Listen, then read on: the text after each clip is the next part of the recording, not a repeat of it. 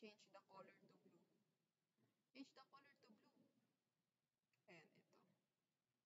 Yan. So, una, meron yung method na gross price method.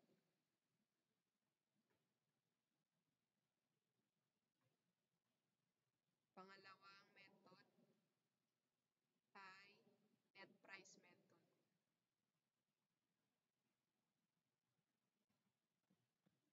Pangatlong method ay allowance method. Yan. Para mas nakita natin. Okay, so dito sa gross price method na to, ang pinakaunang entry kasi dyan, ang point netong gross price method na to is that sa unang entry, halimbawa, sa ang point of view natin dito, tayo yung seller. Tayo yung seller. So, ang point of view natin dito, tayo yung seller. So, ito na nga. So, may bumili na customer, pinagbentahan natin. Tapos, di meron tayong accounts receivable ngayon. And then, meron tayong parang cash discount na tinatawag or sales discount. So, nangyayari kasi yun, nagkakaroon ng cash discount kapag nagbayad sila ng mabilis. So, meron kasi yung specific date. Like, for example, meron kang 2% discount kapag nagbayad ka within 10 days. Pero yung pinakautang mo is due siya ng 30 days. So, halimbawa, tapos na yung 10 days, wala ka ng 2% discount. Ganon yung sales discount. So, sa selling price, ay sa pinakaunang start, halimbawa, may napagbentahan na tayo. Itong gross price method na to, sa pinaka-start, sa mangyayari ay ang accounts receivable ay kung magkano yung binili niya. Okay, kung magkano yung binili niya. Dito sa gross price method, hindi tayo mag-record. Hindi tayo magpapawas pa ng sales discount. Tsaka pa lang tayo magpapawas kapag nagbayad na talaga siya. Okay, nagbayad na talaga siya. So, bali ang entry dito, wait lang. Ay, ang laki pala niya. So, okay, mag-block na tayo. Ang pinaka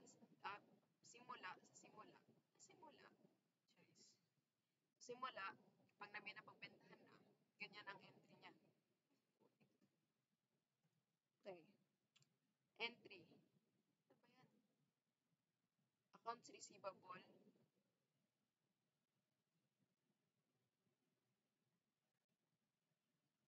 And sales.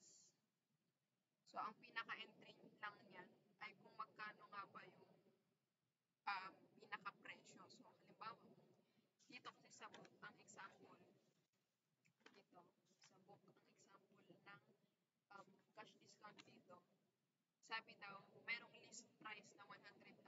So, tapos less trade discount of 10%, 10%, 10%. So, na-minus na natin yung trade discount doon sa list price. So, pagka-minus, ayun na yung makukuha natin yung invoice price. Yung invoice price na yun yung ating pinaka-sales. Para okay, nabenta to.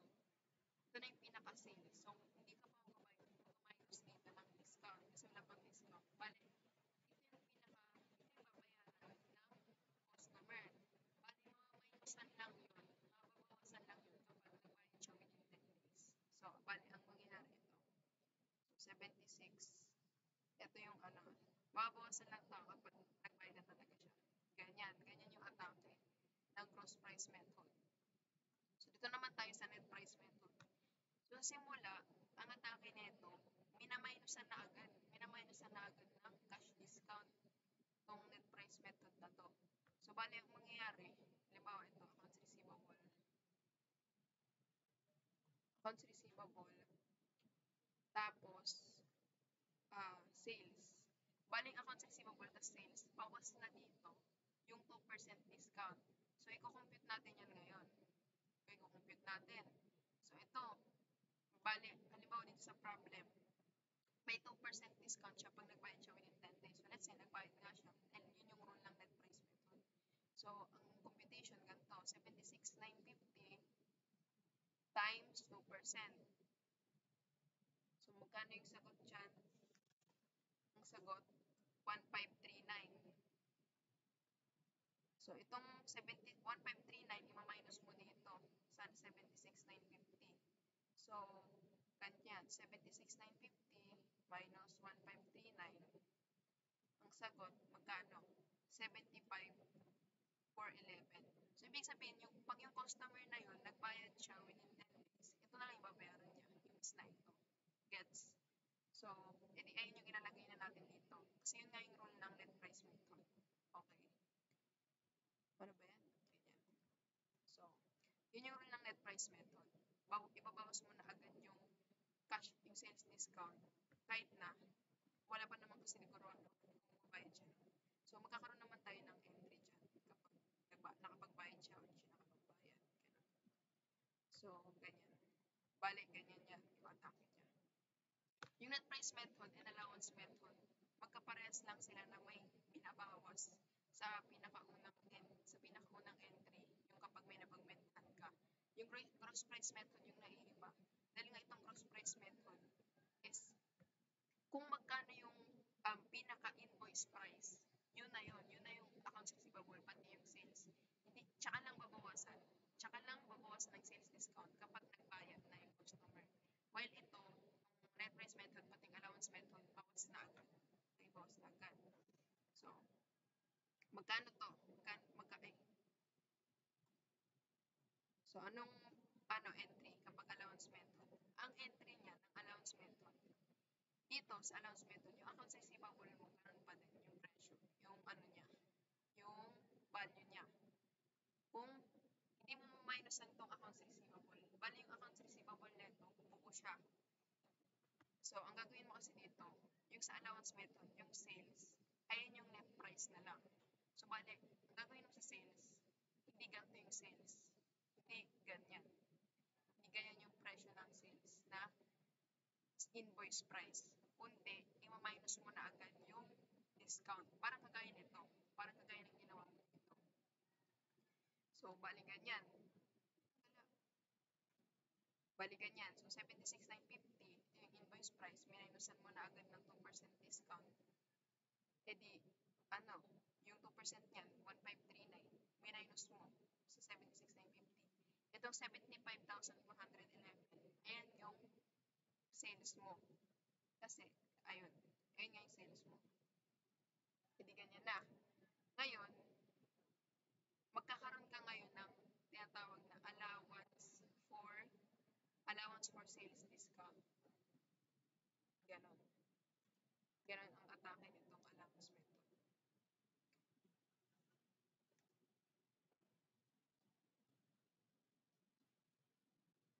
Okay. Parang, bawas yung sales, pero ipapakita mo yung bakit, paano nabawas. Kasi merong allowance for sales discount. Na tinatawag. So, magkano yun? Magkano yung discount na binawas? Ito. Nagkakahalaga ng 1,539. By gets? Ngayon, ay, syempre, sorry, nagkamali pala ako. Dito pala sa example sa book, mayroon tayong tinatawag na freight in. The freight pala na tinatawag. Okay?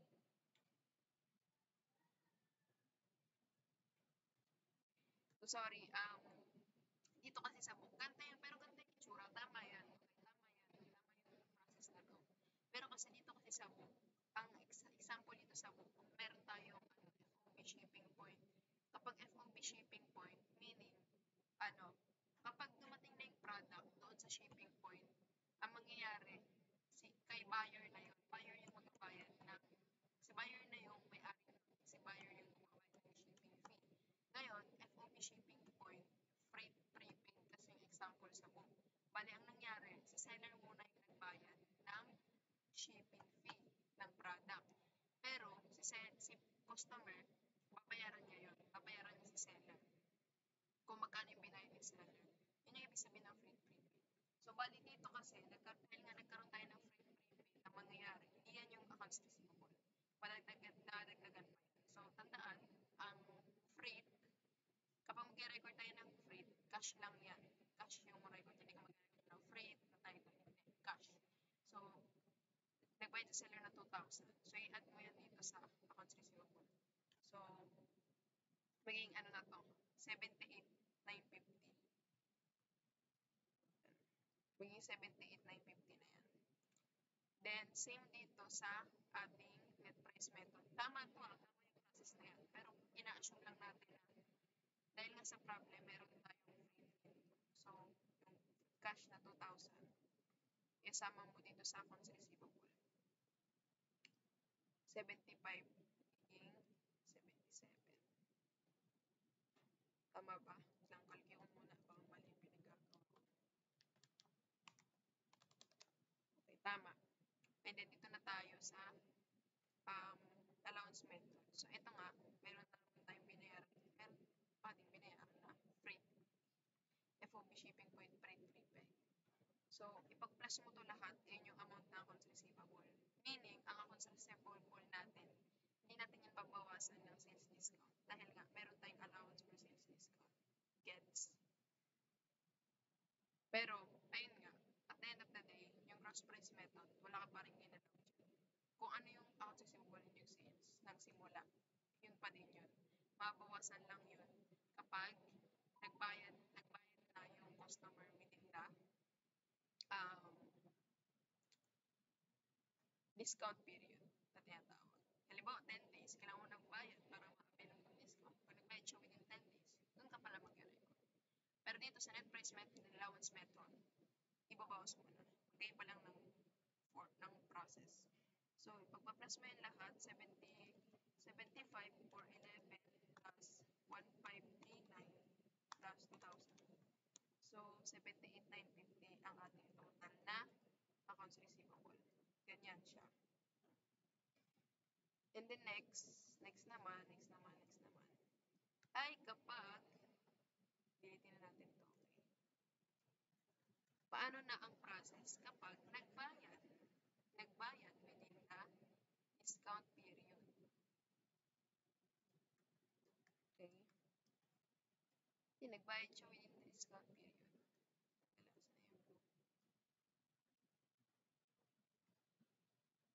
Dam. Na ano ko sa mga YouTuber na teacher, tagal nila mag-discuss. So, tagal pala mag-discuss. So, dito naman, nagbayad within discount period. Okay. Paano yung magiging atake niya? Nagbayad sila within discount period. Let's say, nagbayad sila within 10 days and may, ano yun, yung 10 days na yun, may 2% discount sila. So, ganito yung mangyayari.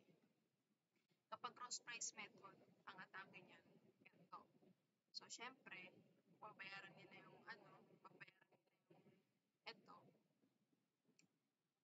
yung sales. Okay? Babayaran nila yung kung magkano yung presyo nun. Pero dahil nga nagbayad sila within discount period, hindi ito yung babayaran niya. May bawas yan. So, syempre, compute muna natin kung magkano nga ba yung sales discount. So, na-compute na natin yan kanina. Okay? So, 76,950 minus yung discount na 2%. So, na 2%, sige, lagyan lang natin.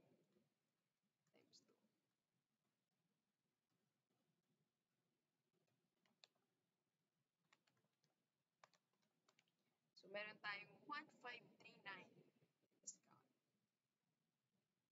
At, syempre, 76,950 minus 1,539. Ganun lang. 76,950. Syempre, nalagay mo na dyan. Syempre, ibawas mo yan.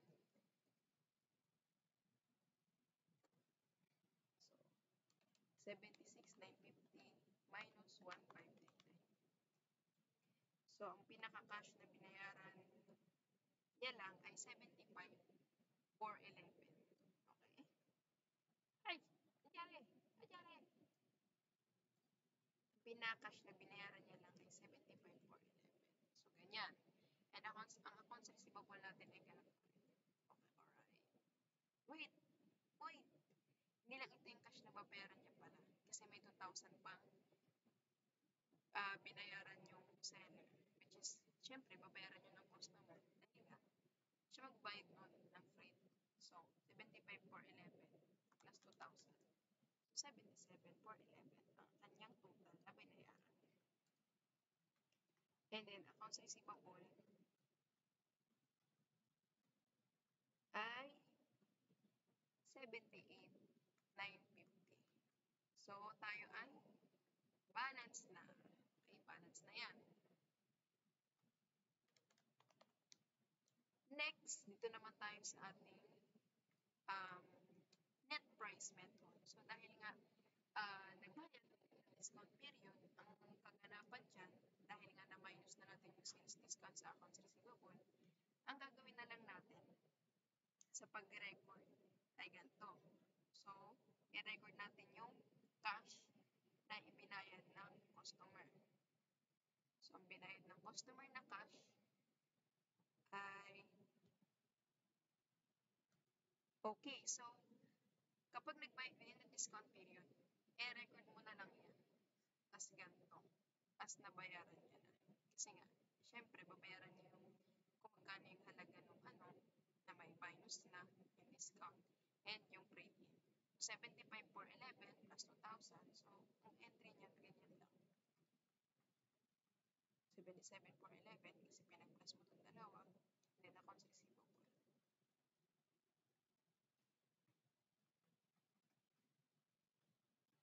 77,411.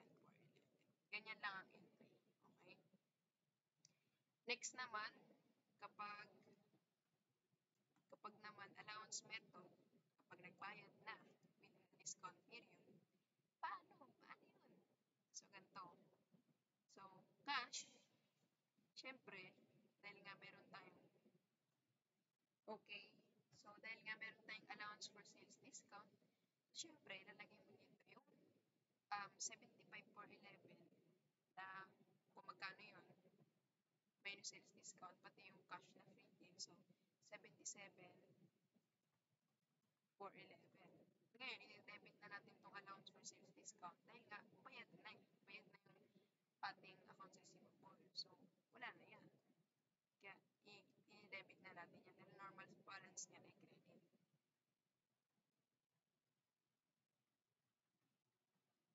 Okay? 1,539.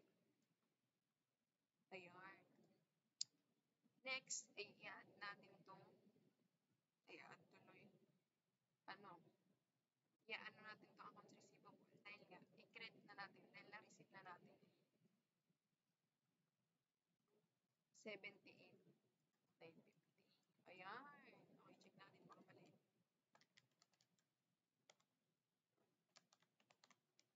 So, ganyan. Ganyan ang atake. Ganyan ang atake. Next. Uy. May ganyan. Burahin yan. Dito naman tayo kapag wala sila. Lalagyan pa talaga niya ng kulay blue.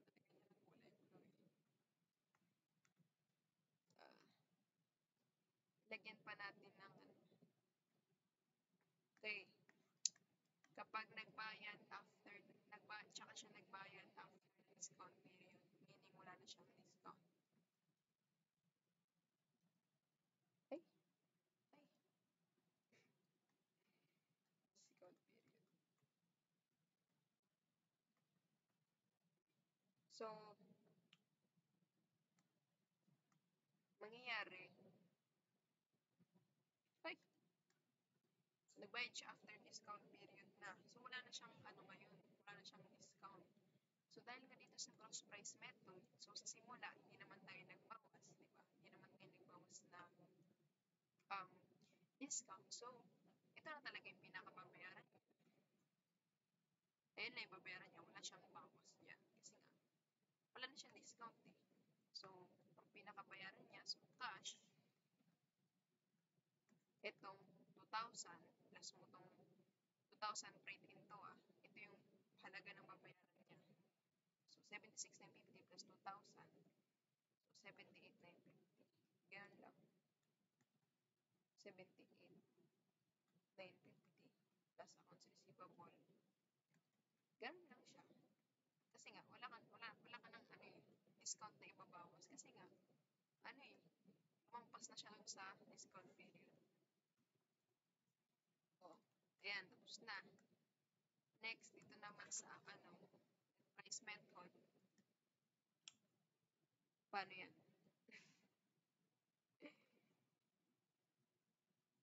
Okay.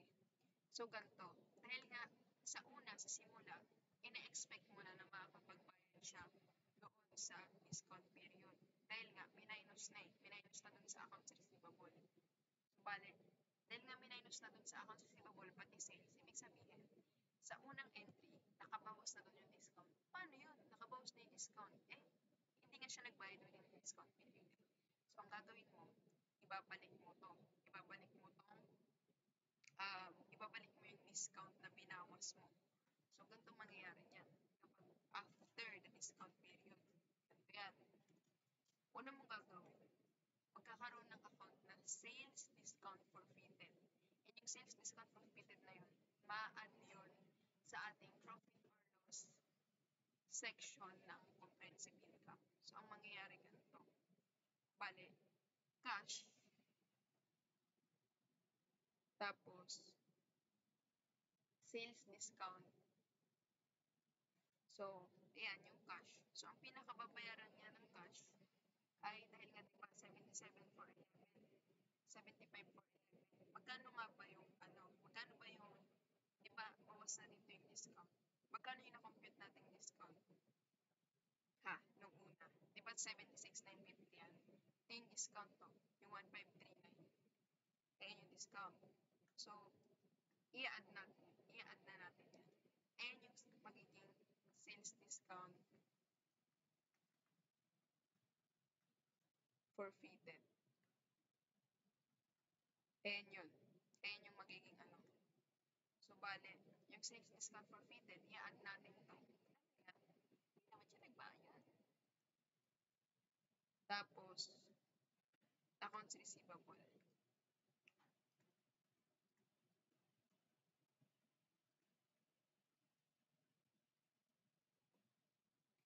Accounts receivable natin ay magkano? Ganun pa din. Kung magkano yung, ito yung, diba? I-record natin na accounts receivable. 77 for 11. Dahil nga may sales discount forfeited tayo, accounts receivable. So, ang pinakamabayaran natin ay 78,950. Compute natin. So, ayun. Ito na yung pinakababayaran. Pinakababayaran niya. Kasi nga, hindi niya na-avail. Pero huwag kang mag-alala kahit na yung accounts receivable natin ay ganyan. Parang sabi, bakit ganyan? Siyempre, ay lang na-record mo sa accounts receivable. Pero, at the end of the day, yung sales mo is matas pa din naman.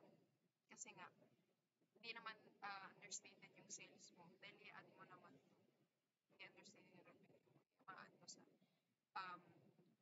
finance income or operating income sa ating profit or loss section ng other comprehensive income. Next, paano naman kapag allowance mo ito? Paano yan?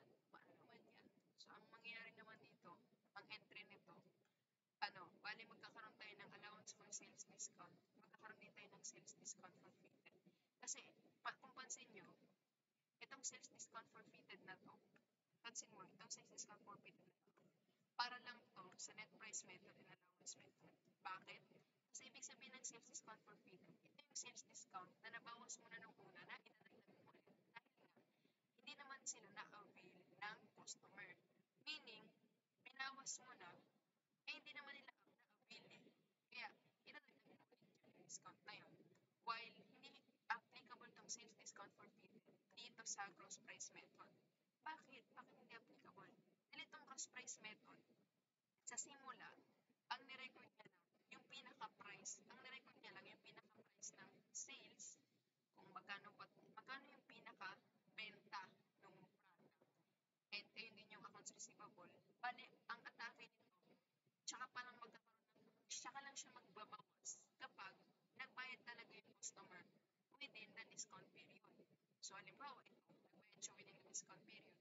So, from 76,950, bawas na 76,950. Ayan tinan mo, kinompute yung may sales discount na bawas 1,539. So, bali, ang binayaran niyang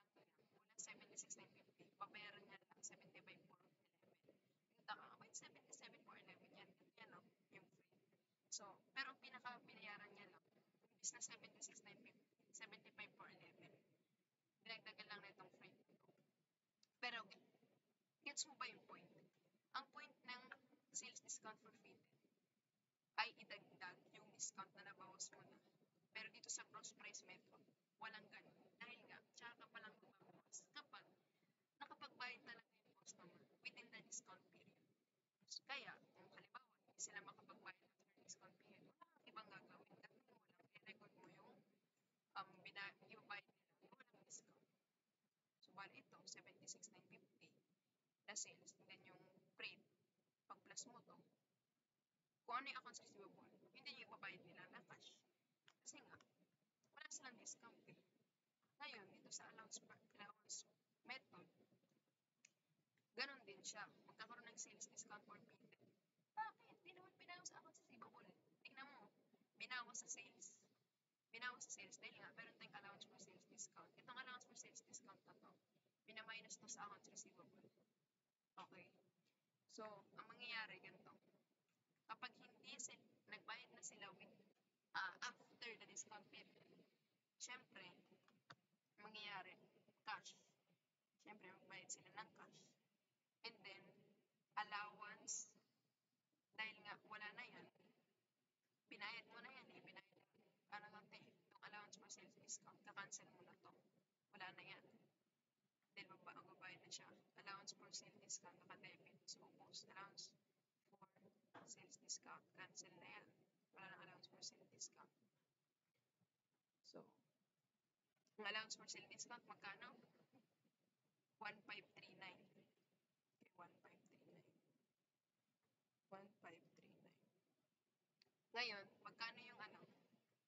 Tapos, magkakaroon ka ng sales discount for fitted. 1, 2, 3, 4, 5. Sales discount for fitted.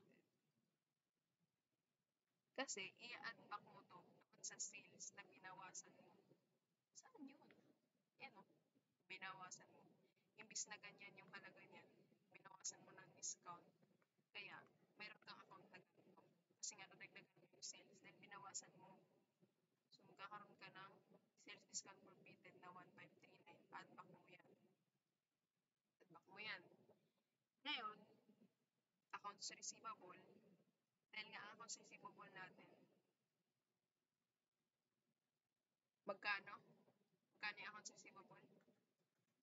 78,950. Ayan yung accounts receivable natin.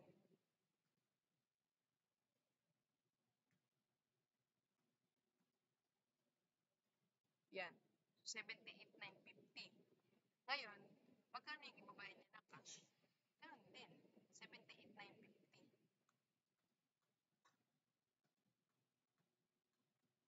So, bale, yung allowance for sale discount, tinanggal mo na yan. Yung sales discount for fitted, tinanggal mo din. So, bale, na-cancel na to. Yung 1,539 na to. Ang pinakabayaran niya talaga ito. 78,950. Itong sales, nalagdagan ng kami account. So, gets na ang tatlong cash discount, sale discount,